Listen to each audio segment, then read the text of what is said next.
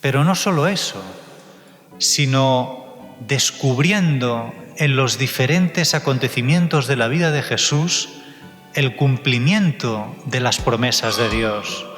Por eso, el Nuevo Testamento y todo lo que hizo Jesús se comprende mejor a la luz del Antiguo Testamento. Y el Antiguo Testamento tiene su culminación. ¿Qué dirá? Juan el Bautista ya había dicho claramente que él no era el Mesías. Y ahí está Jesús, todos pendientes de él. Yo me imagino que qué silencio se debió hacer antes de que Jesús hablara. Qué tensión, qué expectación en el ambiente. ¿Sería él el prometido de Dios? Y con su pasión, muerte y resurrección quedarán esos cielos abiertos para todos, con tal de que acojamos a Cristo por la fe y el bautismo.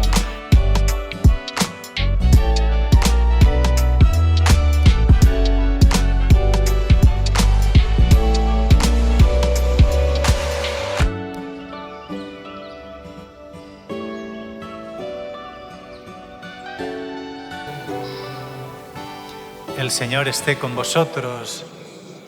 Lectura del Santo Evangelio según San Lucas.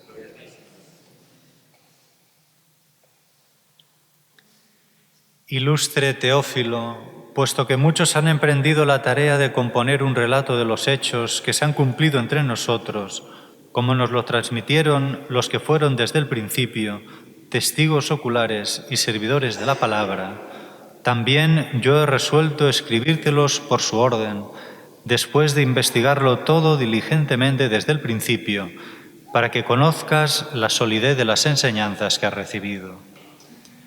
En aquel tiempo Jesús volvió a Galilea con la fuerza del Espíritu, y su fama se extendió por toda la comarca. Enseñaba en las sinagogas y todos lo alababan. Fue a Nazaret, donde se había criado. Entró en la sinagoga como era su costumbre los sábados y se puso en pie para hacer la lectura. Le entregaron el rollo del profeta Isaías y desenrollándolo encontró el pasaje donde estaba escrito: El Espíritu del Señor está sobre mí, porque Él me ha ungido. Me ha enviado a evangelizar a los pobres, a proclamar a los cautivos la libertad y a los ciegos la vista, a poner en libertad a los oprimidos, a proclamar el año de gracia del Señor. Y enrollando el rollo y devolviéndolo al que lo ayudaba, se sentó. Toda la sinagoga tenía los ojos clavados en él. Y él comenzó a decirles: Hoy se ha cumplido esta escritura que acabáis de oír. Palabra del Señor. La primera parte de la lectura del Evangelio que acabamos de escuchar coincide con el inicio del Evangelio según San Lucas, en el que, como él mismo dice, expone sus intenciones al componer su obra, que es escribir una historia bien ordenada y documentada de la vida de Jesús desde sus orígenes. Pero no solo eso, sino descubriendo en los diferentes acontecimientos de la vida de Jesús el cumplimiento de las promesas de Dios. Por eso, el Nuevo Testamento y todo lo que hizo Jesús se comprende mejor a la luz del Antiguo Testamento. Y el Antiguo Testamento tiene su culminación y su plena realización en el Nuevo, con Cristo Jesús. De hecho, para que se vea que realmente se cumplen en Jesucristo las promesas de Dios hechas al pueblo de Israel, en la segunda parte de la lectura del Evangelio de hoy, cuando Jesús en sábado, como era su costumbre, va a la sinagoga, en este caso la de Nazaret, el lugar donde había crecido y vivido hasta entonces, y le dan a leer un texto de Isaías donde se habla del Mesías. Jesús afirma: hoy se cumplen en mí las palabras de la Escritura. Así pues, Jesús se presenta ante sus conciudadanos como el Mesías esperado. En él se cumplen las promesas de Dios hechas a su pueblo. Y es bonito ver cómo, al igual que Juan el Bautista, que escogió un texto del profeta Isaías para hablar de cuál era su misión y quién era él, también Jesús se sirve de una profecía de Isaías que habla del Mesías para decir quién es él y cuál es su misión. El Espíritu del Señor está sobre mí porque Él me ha ungido, me ha enviado. Él es el Mesías, el ungido, el enviado del Padre. De hecho, lo vimos hace un par de semanas en la fiesta del bautismo del Señor, cómo después de recibir el bautismo por parte de Juan el Bautista, se abrieron los cielos y bajó sobre él el Espíritu Santo como en forma de paloma, y una voz del cielo diciendo: «Este es mi Hijo el amado, en quien me complazco». Jesús, por lo tanto, fijaros, no fue ungido por los hombres, sino por Dios mismo, por Dios Padre. Y su unción no fue con óleo o un tipo de ungüento material, sino que fue en el Espíritu Santo. Y después de ser ungido visiblemente por el Padre en el Espíritu, fue llevado por ese mismo Espíritu Santo al desierto, donde fue tentado por Satanás. Y también luego, impulsado por el Espíritu Santo, inicia su ministerio público en diversos pueblos de Galilea, enseñando en sus sinagogas y obrando diversos milagros.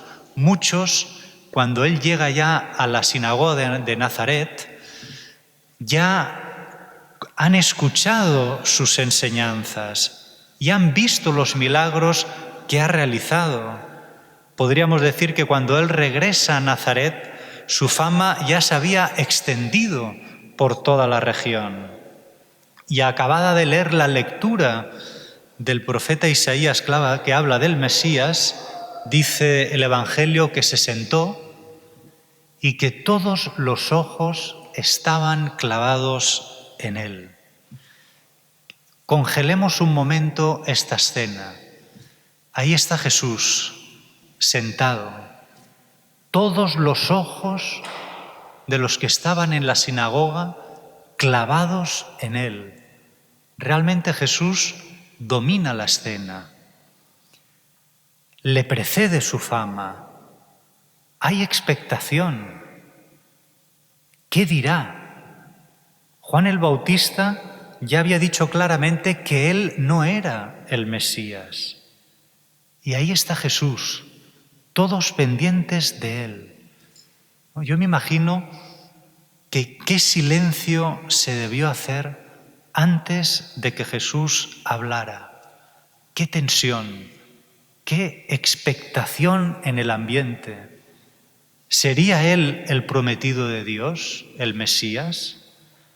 Aquel que durante tantos siglos el pueblo de Israel había anhelado y suspirado por su venida. ¿Cuántas almas piadosas habían elevado a Dios sus oraciones con gemidos para pedir, incluso si fuera posible, adelantar la venida del Mesías?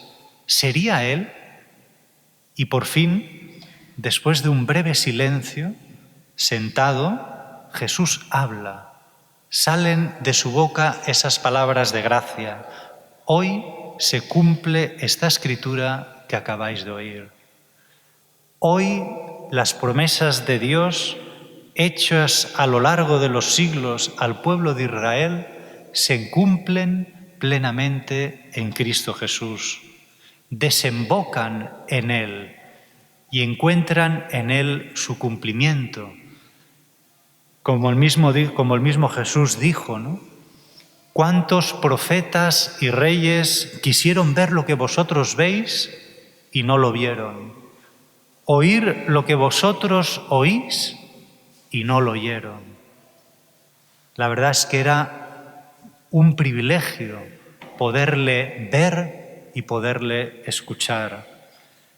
Realmente tenía razón la Virgen cuando dijo en su canto del Magnificat que Dios se había acordado de su amor a Abraham y a su descendencia por siempre, pues ahí tenían todos al prometido, al enviado del Padre, al ungido, el Mesías, nuestro Señor Jesucristo.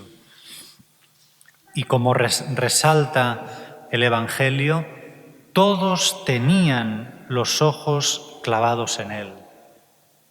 ¿Cómo me gustaría que también nosotros tuviéramos clavados los ojos del alma en Jesús? Y esto es lo que hacemos en la oración. Pero más bonito que esto es que Jesús, Dios, tiene los ojos clavados en ti. Eres la niña de sus ojos. Puede que en la vida te hayan tratado mal, que hayas tenido que vivir cosas duras, que te hayan herido en el corazón, que no te hayan amado como era debido. Pero Dios te ama. Dios tiene los ojos clavados en ti y moriría 1000 veces más, las veces que hiciera falta por ti, porque siempre serás la niña de sus ojos. ¿Y cuántos de nosotros hemos experimentado también la verdad de esas palabras que pronunció Jesús? ¿En cuántos de nosotros se ha hecho realidad cada una de las afirmaciones de ese texto de Isaías que se cumplen en Jesús, en el que ungido ha sido enviado a evangelizar a los pobres, a proclamar a los cautivos la libertad, a los ciegos la vista, a poner en libertad a los oprimidos, a proclamar el año de gracia del Señor, evangelizar a los pobres? No hay mayor pobreza que la de no conocer al Dios verdadero manifestado en Cristo Jesús. ¿Cuánta pobreza hay? Porque Él es nuestro tesoro, nuestra verdadera riqueza. Con Él lo tenemos todo y sin Él, aunque tengamos muchas cosas, en el fondo no tenemos nada. Solo vacío, sin sentido y tristeza en nuestro interior. A los ciegos la vista. ¿A cuántos de nosotros, ciegos como estábamos, íbamos errantes por el mundo, como Caín, después de haber matado a su hermano, sin saber por dónde ir, por dónde tirar, abandonados a nuestra propia suerte, sin saber qué rumbo tomar, sin una dirección clara en una vida sin sentido? ¿A cuántos de nosotros nos ha rescatado el Señor de una vida sin sentido, cuando abriéndonos los ojos del alma se nos reveló y nos indicó el camino de nuestra vida? Como dijo San Juan, Él era la luz de los hombres. Y en otro lugar, yo soy el camino, la verdad y la vida. Solo en Cristo Jesús, transitando por la senda que nos ha marcado, se hace la luz en nuestra vida. Reconocemos quiénes somos, cuál es nuestro lugar en el mundo y para qué hemos nacido. Nuestra vida tiene sentido porque Él nos ha elegido y nos envía. A proclamar a los cautivos la libertad, a poner en libertad a los oprimidos. ¿Cuántos de nosotros hemos experimentado el poder de Dios, rompiendo los barrotes de la prisión a la que nos habían conducido nuestros pecados, estando sin libertad, esclavos de nuestras pasiones y afectos desordenados, de nuestros pecados, que no nos dejaban ser nosotros mismos y nos arrastraban hacia donde no queríamos, pero sin fuerza para poder cambiar esa penosa situación? Y Él, con su poder, nos ha concedido la verdadera libertad que nos da la fuerza para amar, para hacer el bien, para hacer grande nuestra vida por el amor y a proclamar el año de gracia del Señor. Esta afirmación hace referencia al año jubilar. Justamente este año, ¿no?, estamos en un año jubilar. Y en el año jubilar se acostumbraba a celebrarse cada 50 años, y entre otras medidas de gracia, los propietarios que por motivos diversos habían perdido sus tierras, las recuperaban. Pues bien, con Cristo recuperamos nuestra verdadera patria, nuestra verdadera tierra, que es el paraíso del que fuimos expulsados y perdimos por culpa de nuestros pecados. Y signo de ello, de que con Él volvemos a recuperar nuestra tierra, que es el paraíso, signo de ello es cuando en el bautismo del Señor se abrieron los cielos y con su pasión, muerte y resurrección quedarán esos cielos abiertos para todos, con tal de que acojamos a Cristo por la fe y el bautismo, que es la puerta de entrada a Dios, al mundo de Dios y a su poder, que actúa en nosotros infinitamente más de lo que podemos imaginar.